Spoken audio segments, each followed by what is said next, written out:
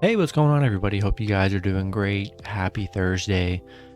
We got 13 matchups on this MLB slate today, so be sure to like and subscribe.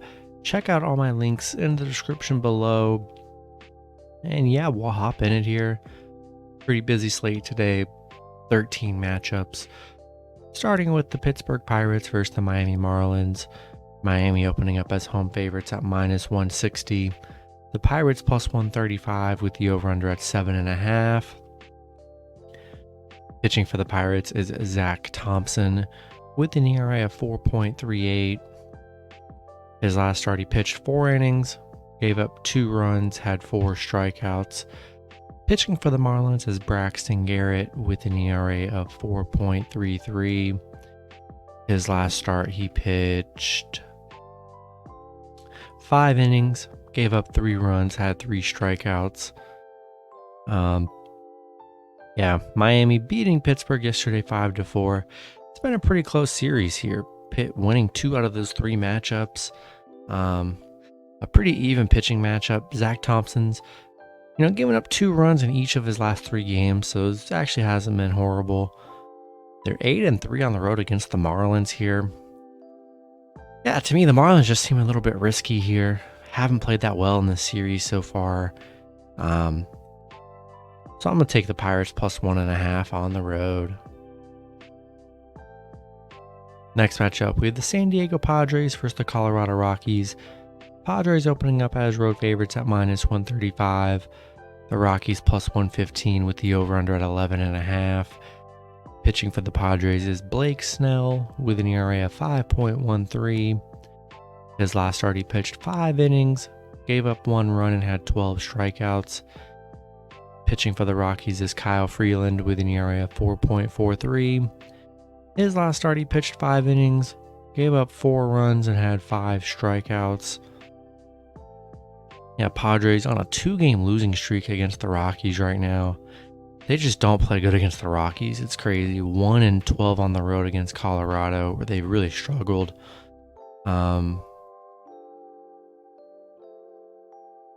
I'm going to take Rockies +1.5 at home. They've been the better team in this series. On a 2-game winning streak against the Padres. And both of those wins have been underdog wins. Haven't seen much from the Padres to be able to do much. So we're going to take Rockies +1.5. And you guys already know, I'm taking +1.5 on the underdogs always. That's just how it's always going to be. And if you guys want to take the money line, obviously if I'm taking them +1.5, I do think they can win. So taking them plus money, if you guys do money line bets, I always like that as well. But always going to stick with the +1.5 at home for the Rockies. Next matchup, we have the Atlanta Braves versus the Washington Nationals. Braves opening up as road favorites at -220. Washington +180 with the over-under at 9.5. Pitching for the Braves is Kyle Wright with an ERA of 2.97. His last start, he pitched 7 innings, gave up 3 runs, had 5 strikeouts. Pitching for the Nationals is Anibal Sanchez with an ERA of 0. Making his first start since 2020, so it's been a while since he last pitched. Atlanta coming off that 7-3 loss against the Mets. They're on a 6-game winning streak against Washington, so they play well against Washington. Washington 0-7 at home where they struggle. Love Kyle Wright on the mound. I'm taking the Braves on the road. Next matchup, we have the Cincinnati Reds versus the New York Yankees. Yankees opening up as home favorites at -200. Cincinnati +165 with the over-under at 8. Pitching for the Reds is Luis Castillo with an ERA of 2.92. His last start, he pitched 7 innings, gave up 1 run, and had 8 strikeouts. Pitching for the Yankees is Nestor Cortez with an ERA of 2.74. His last start, he pitched 3 innings, gave up 4 runs, and had 4 strikeouts. Yankees beating the Reds yesterday 7-6. Definitely a close matchup there. The Reds 1-6 on the road against the Yankees where they have struggled. Yeah, Castillo has been good on the mound for the Reds here. But, I just don't trust the Reds. They've been horrible on the road. And I'm going to take the Yankees at home. Next matchup, we have the Detroit Tigers versus the Cleveland Guardians. Cleveland opening up as home favorites at minus 245. Detroit plus 200 with the over-under at 8.5. Pitching for the Tigers is Elvin Rodriguez with an ERA of 11.51. His last start, he pitched 4 innings, gave up 8 runs, had 2 strikeouts. Pitching for the Guardians is Tristan McKenzie with an ERA of 3.47. His last start, he pitched 6 innings, gave up 0 runs, had 4 strikeouts. Detroit losing to Kansas City yesterday 5-2. Cleveland on a 2-game losing streak right now, coming off a couple losses against the White Sox. Elvin Rodriguez, his last 2 starts, he's given up 18 runs. I just do not trust that. That is very crazy. That's why this line is so high, because Elvin Rodriguez has been horrible his last 2 starts.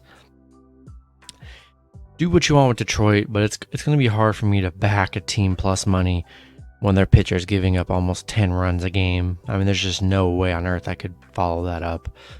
So I'm going to take the Guardians at home. Next matchup, we have the Los Angeles Dodgers versus the St. Louis Cardinals. Dodgers opening up as road favorites at minus 160.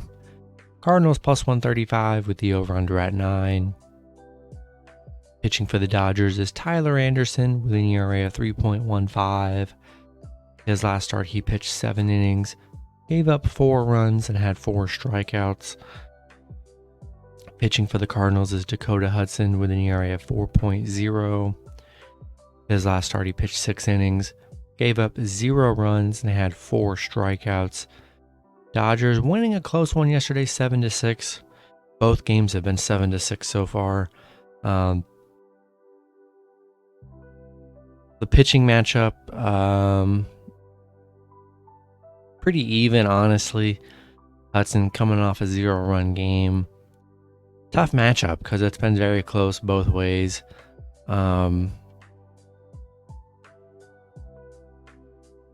I think I'm gonna lean with the Dodgers on the road here. It's very close. You could go either way here. I just like Dodgers coming off a win yesterday. They're 9-4 against the Cardinals, so they've had very good success against St. Louis. Definitely could go either way. It's been a 1-run game as both games here. I just feel better rolling with the Dodgers, so I'm going to stick with LA on the road. Next matchup, we have the Chicago White Sox versus the Minnesota Twins. Twins opening up as home favorites at minus 160. The White Sox plus 135 with the over-under at 8.5. Pitching for the White Sox is Johnny Cueto with an ERA of 2.91. His last start, he pitched 8 innings, gave up 0 runs, and had 5 strikeouts.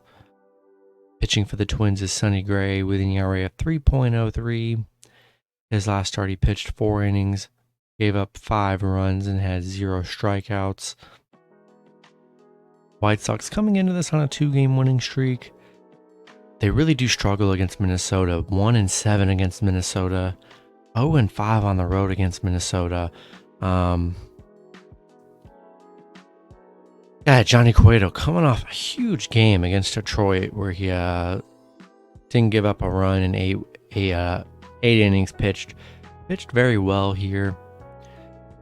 I don't know. I'm liking the White Sox plus 1.5 on the road. I know they've struggled against Minnesota. They did beat Minnesota 9-8 the last time they played, so they do have that under their belt. I think I'm going to take the White Sox plus 1.5 on the road.